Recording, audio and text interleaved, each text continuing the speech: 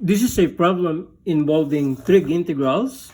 I want you to look closely at the argument of sine and cosine. They differ. Sine has an argument of negative 7x, while cosine has an argument of 6x.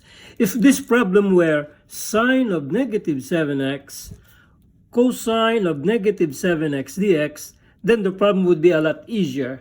What we can do is simply let u be equal to negative 7x, and the derivative of u with respect to x is negative 7, or du equals negative 7 dx. So the problem now becomes sine u, cosine u, and dx becomes du over negative 7, which we can rewrite as negative 7 times sine u cosine u du.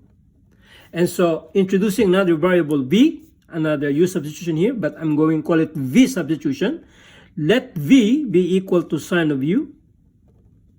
Well, the derivative of v with respect to u is cosine of u, which is precisely what we have there.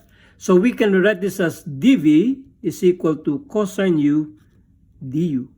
So that the problem now becomes negative 1/7 sine u is v, cosine u du is dv, and so this simply becomes negative 1/7. The integral of b is 1/2 b squared plus c, or negative 1 over 14, putting now our b back, which is sine squared u plus c.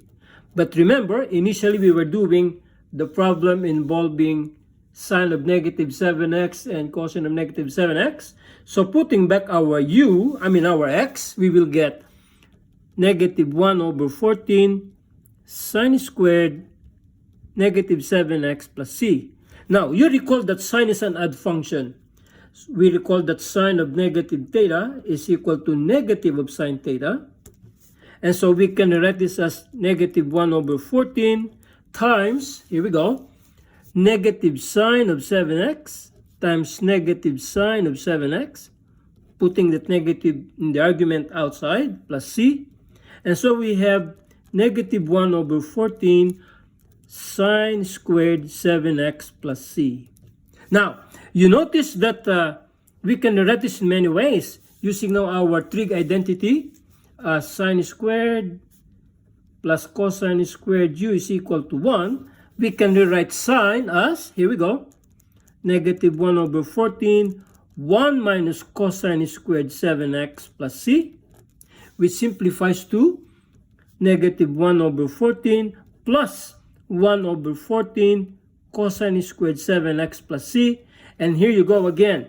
This constant negative 1 over 14 can be absorbed by c, and so your final answer is 1 over 14 cosine squared 7x plus c. What does this mean? This answer is just as valid as this answer. And that's the answer to this problem here, which we modified, okay? So we're going back to work this problem in a moment. So what happens if the arguments are different? Well, we will have to use an identity. And in this case, we will use the identity involving sine of alpha plus beta, which is equal to sine alpha cosine beta plus cosine alpha sine beta. We will add to that sine alpha minus beta, which is equal to sine alpha cosine beta minus cosine alpha sine beta. If I add these two identities, what will we get? Sine alpha plus beta plus sine alpha minus beta is equal to, there are two of this, 2 sine alpha cosine beta, and this expression will cancel. So now we have the identity sine alpha cosine beta is equal to 1/2 of sine alpha plus beta plus sine alpha minus beta. That is the identity we will use to evaluate that integral. So in this case, our alpha is negative 7x, and our beta is 6x. So rewriting that problem now, we should get 1/2. We can pull out that 1/2 outside. Okay, here we go. 1/2 sine of negative 7x plus 6x is negative x, plus negative 7x plus 6x, minus 6x is negative 13x.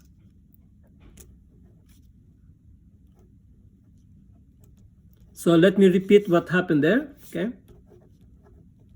So what we did was, we simply used this identity here. Sine alpha cosine beta is equal to 1/2 of sine alpha plus beta plus, this should be sine. Sine of alpha minus beta. Alpha is negative 7x and beta is 6x. So following this, alpha plus beta, negative 7x plus 6x is negative x. There you go. And then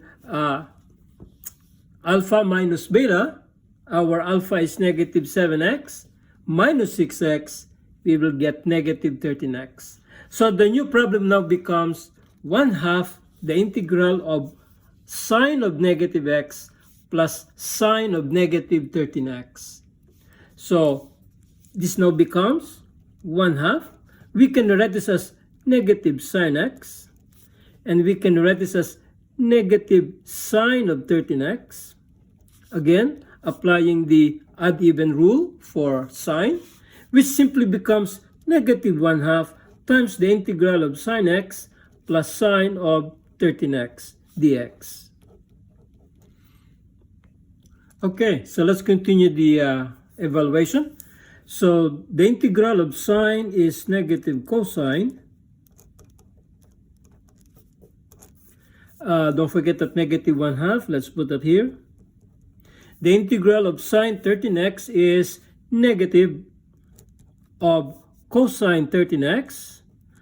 But we recall that our u here is 13x, so our du is 13 dx, which will give us dx is equal to du over 13. So we need to put that 1 over 13 here, plus c. So simplifying our final answer, we get 1/2 cosine x plus 1 over 26 cosine of 13x plus c. That's your final answer. So I just want to point out the difference between this problem here, the one that we were solving when the arguments are different, as opposed to when the arguments are the same. So when they're different, you will have to use those product to sum identities. And I'm allowing you to use that formula sheet during the exam, okay?